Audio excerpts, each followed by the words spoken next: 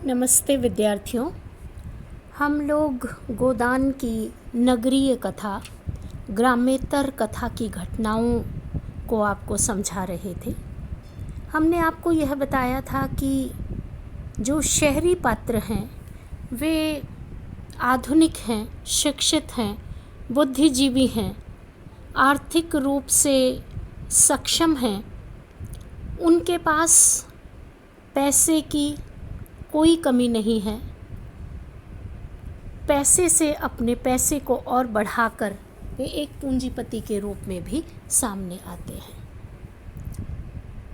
प्रेमचंद शहरी पात्रों के द्वारा यह कहलवाना चाहते हैं कि खन्ना साहब जैसे पात्र जो चीनी मिल के मालिक हैं वे पूंजीपति के रूप में पूरे उपन्यास में दिखाई पड़ते हैं, जो अपनी फैक्ट्री में मज़दूरों को नौकरी पर रखते हैं और मज़दूरी के बदले जितनी उन्हें मिलनी चाहिए उतनी नहीं देते, उससे कम देते हैं। और इस तरह से जो धन का केंद्रीकरण है वो उनके हाथ में आता है। एक से दो अलग अलग मीलों में पैसा लगाकर वे अपने पैसे को बढ़ाना चाहते हैं। पत्नी के प्रति उनका दृष्टिकोण एक अलग तरह का है और मालती के प्रति उनके मन में अलग तरह का भाव है। तो ये शहरी पात्र जो स्वार्थ के कारण, जो अपने पैसे के कारण एक दूसरे से जुड़े रहते हैं, मित्रता निभाते हैं, लेकिन परिस्थिति के अनुरूप भोले भाले ग्रामीण मज़दूरों का शोषण करने से तनिक भी नहीं चूकते। उनकी पत्नी गोविंदी भारतीय मान्यताओं में जीने वाली महिला है। खन्ना साहब उसकी अपेक्षा करते हैं और क्रोधित होकर उसे मार भी बैठते हैं। छोटी छोटी बातों पर अपमानित करना उनके लिए बहुत सामान्य सी बात है। वहीं दूसरी ओर मालती जो आधुनिका है, जो डॉक्टर है, उस पर वे प्रदर्शन करते हैं, दिखावा करते हैं, प्रेम का दिखावा करते हैं और बार बार लुभावने उपहार दे कर के, पैसे दे कर के वे चाहते हैं कि मालती उनके नज़दीक आ जाए और उनसे वे विवाह करना भी चाहते हैं। इस प्रकार मिस्टर खन्ना का जो चरित्र है वह भौतिकतावादी व्यक्ति का है और वे अपने सुख के सामने किसी और बातों की चिंता नहीं करते। हम लोगों ने पिछले वीडियो में अपनी बात को समाप्त किया था कि धनुष यज्ञ के अवसर पर राय साहब ने अपने मित्रों के साथ मनोरंजन का कार्यक्रम बनाया। वे लोग दो टोलियों में बट कर के शिकार के लिए गांव पर रवाना हुए। अपनी जीप में उन्होंने उचित संसाधन, बंदूकें, सामान, कपड़े, पानी, खाने पीने की वस्तुएं सभी रखी और ये था कि सब लोग शिकार करने के लिए जाएंगे। एक टोली में मेहता साहब और मालती थे और दूसरी में राय साहब, खन्ना साहब इत्यादि। मेहता साहब और मालती जब अपनी टोली के रूप में गांव में जाते हैं तो मेहता साहब की बातों से मालती प्रभावित होती है। मेहता साहब उसे गांव के अनुभव के बारे में बताते हैं। थोड़ी दूर चल करके मालती थक जाती है तो मेहता साहब कहते हैं कि थकने से काम नहीं चलेगा, अभी तो हमें शिकार करने के लिए और आगे तक जाना है। वह अपने जूतों को हाथ में ले लेती है। उसे गाँव में चलने का अनुभव नहीं है। वह ऊंची एड़ी के सैंडल पहनकर आ जाती है, फिर उनको निकालती है, उनको हाथ में लेकर के चलती है और बार बार चाहती है कि थक जाती है तो वह चाहती है कि मेहता साहब उसका हाथ पकड़ करके उसे लेकर जाएं।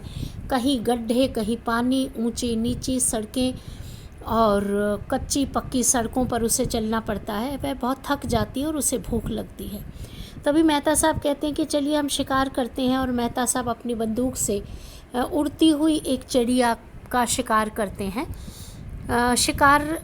हैं। वैसे ही जो चिड़िया ज़मीन पर गिरती है वहीं से एक ग्रामीण युवती है वह अपने हाथ में उस चिड़िया को उठा लेती है और मेहता साहब के पास लेकर आती है कि बाबूजी ये आपका शिकार है, आप इसे ले लीजिए।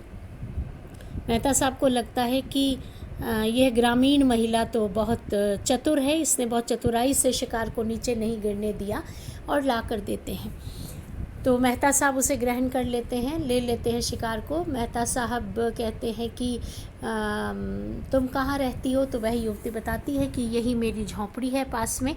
मेहता साहब कहते हैं कि मेरे साथ ये जो मैडम है इनको बहुत भूख लगी हुई है, तो खाने पीने की कोई व्यवस्था हो जाएगी? तो वह ग्रामीण महिला कहती है कि आइए आप मेरे घर में बैठिए, चलिए।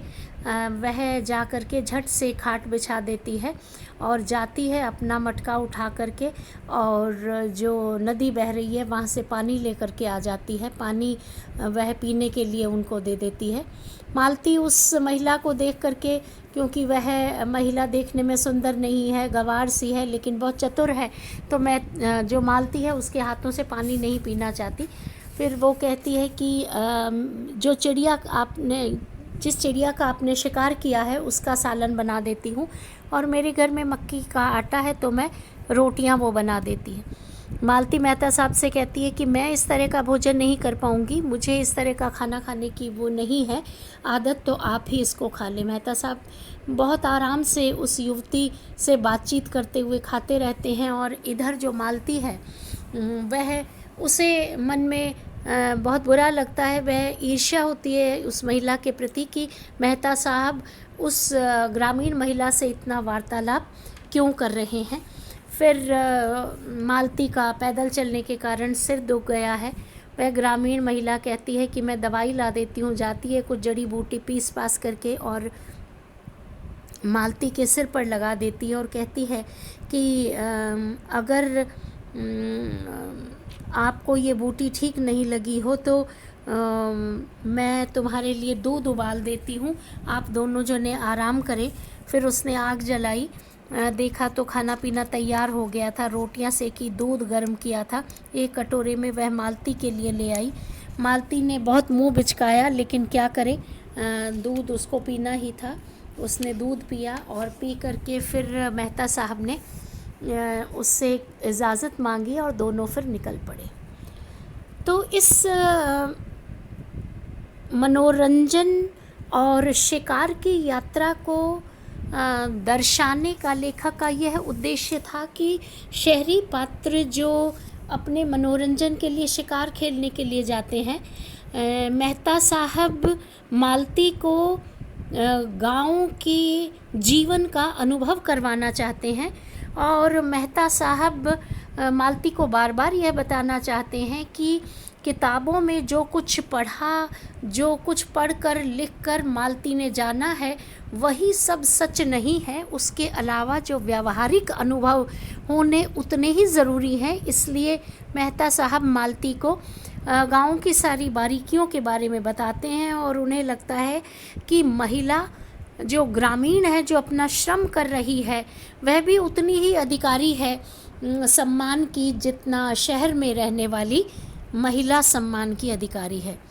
मेहता साहब यूनिवर्सिटी में दर्शन शास्त्र के प्रोफेसर हैं, और मेहता साहब इस पूरे उपन्यास में जिस तरह की बातचीत मालती से करते हैं, गोविंदी से करते हैं, विमेंस लीग में भाषण देते हैं, वे मानो एक तरह से परोक्ष रूप से प्रेमचंद जी के विचारों को ही प्रकट करते हैं।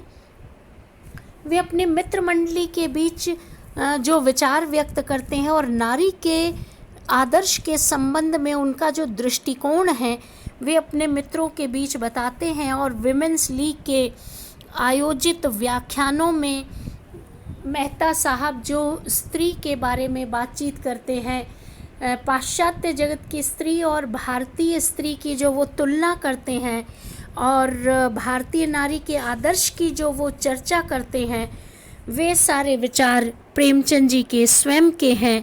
और उनकी जो मान्यता है कि विवाह जो है सामाजिक समझौता है, जिसको तोड़ने का अधिकार न तो पुरुष का है न तो महिला का है। समझौता करने के लिए पुरुष भी उतना ही स्वाधीन है और महिला भी उतनी ही स्वाधीन है। इस तरह से प्रेमचंद जी अपने विचार मेहता के माध्यम से इस उपन्यास में मालती और अन्य सब लोगों तक पहुंचाते हैं।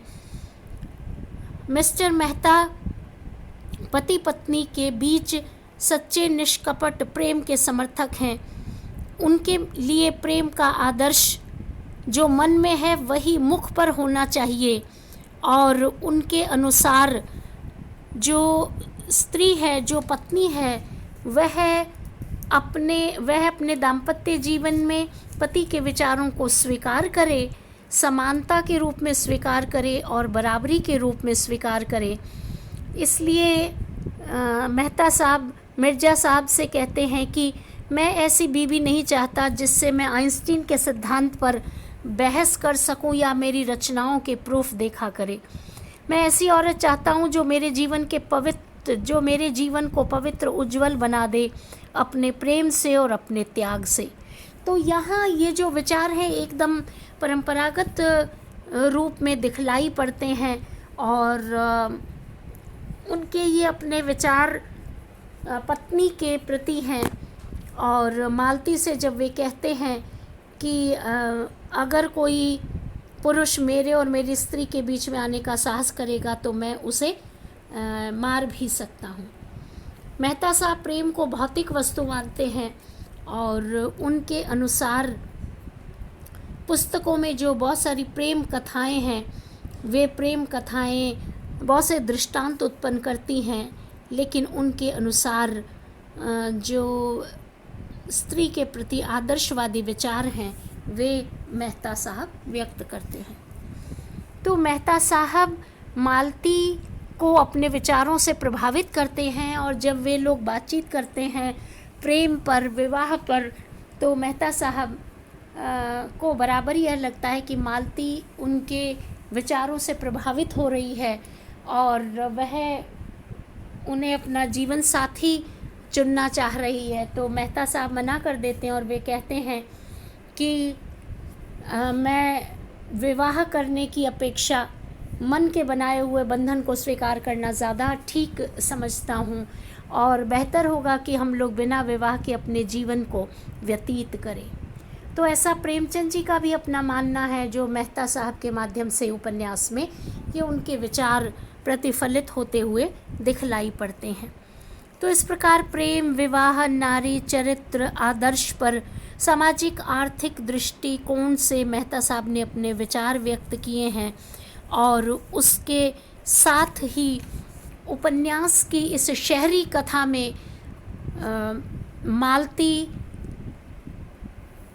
मेहता साहब के विचारों से प्रभावित होती है, समाज सेवा अपने जीवन में अपनाती है और जब गोबर और झुनिया से मुलाकात होती है मालती की तो पहले पुत्र के मरने के बाद दूसरे पुत्र का जब जन्म होने वाला है और झुनिया की तबीयत ठीक नहीं है तो मालती उसे अपने आउट हाउस में रख लेती है।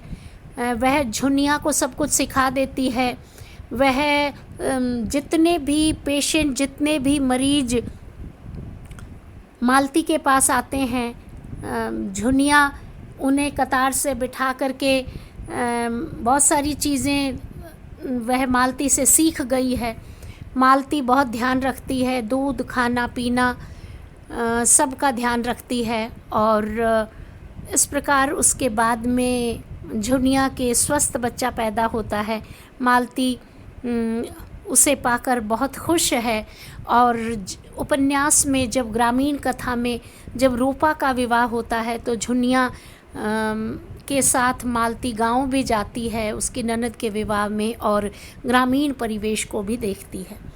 तो इस प्रकार से ग्रामेतर कथा में, शहरी कथा में, शहरी पात्रों के द्वारा शहरी जीवन की आधुनिकता, शहरी जीवन का कार्य व्यापार, उनके अपने विचार, इन सभी को लेखक ने उपन्यास में व्यक्त करने का प्रयास किया है।